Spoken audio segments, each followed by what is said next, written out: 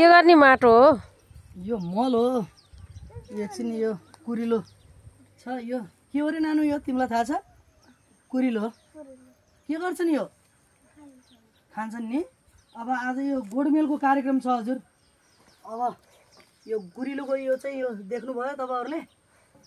अनि यो देख्छौ? यो कुरिलोको चाहिँ टुसा हो। अनि यो कुरिलोको यो चाहिँ यो पातहरू पनि हामीले यसरी निकालेर यसको सुप बनाउन सक्छौँ। यसका गेडाहरू पनि फल्छन्। फलिसकेपछि पनि यो गेडाहरूको सुप बनाएर खान चाहिँ साह्रै पौष्टिक तत्त्वले भरिपूर्ण भएको यो कुरिलो। वनमा पनि जो वन कुरिलो पनि हुन्छ, यो चाहिँ घर कुरिलो हो। यो त मैले झन् जपनिज कुरिलोको चाहिँ बोट ल्याएर चाहिँ रोपेको थिएँ। भर्खर सुरुवात गर्दैछु। अब यसलाई गोडमेल गरेर चाहिँ सबै मल हालेँ, प्राङ्गारिक मल हालेँ भनेपछि यसका राम्रा मोटा टुसाहरू आउँछन्। यो अहिले पनि खान लायकको त छ न त, तर पनि अझै योभन्दा नि राम्रो हुन्छ। म यो चाहिँ मल हाल्दैछु खान गरेर। अब यहाँ गोडमेल नगरिकन भएन है, म यो गर्दैछु। तपाईँहरू हेर्न सक्नुहुन्छ। यो चाहिँ हामीले एकछिन गोडमेल गरेर कमजोर गर्ने कामहरू चाहिँ भइरहेको छ।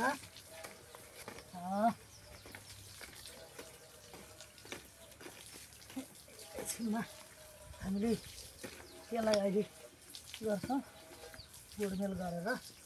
यसरी चाहिँ जता कतैबाट हामीले चाहिँ गर्नु भने एउटा टुसु पनि यो चाहिँ यो पनि हो, भाँची हो। यो सबै यो खान मिल्छ। यसको जरा पनि सुप बनाएर खान मिल्छ। यसलाई यसरी किन सबै भाँच्नु भयो त? यो अलिकति काम गर्दाखेरि आफै भाँचिएको हो, फरक पर्दैन टुसा आउनलाई। यो जराबाट आउने गर्छ। यो चाहिँ यसको फेरि धेरै एकैचोटि मार्नु पनि हुँदैन, सबै उखेल्नु हुँदैन। यसलाई चाहिँ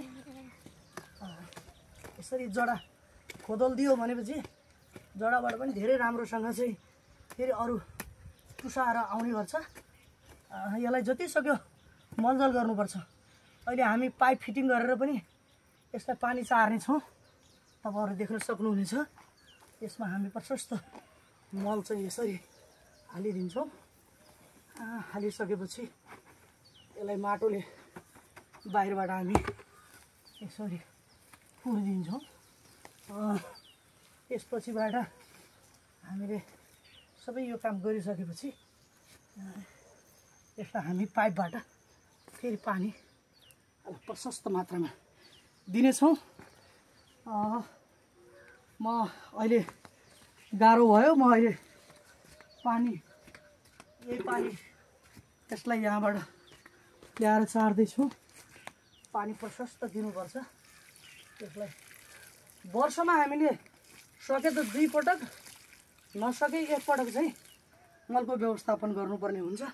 यी टुसा हेर्नुहोस्, खान लायकको टुसा भर्खर आएको छ। यसका फलहरू पनि लाग्छन्। असाध्यै रोगीहरूले त झन् यो विशेष गरिकन यसको सुप खानुपर्छ। गेडाको, पातको, जराको, यसका टुसा त प्रशस्त तरकारीको लागि भइहाल्यो।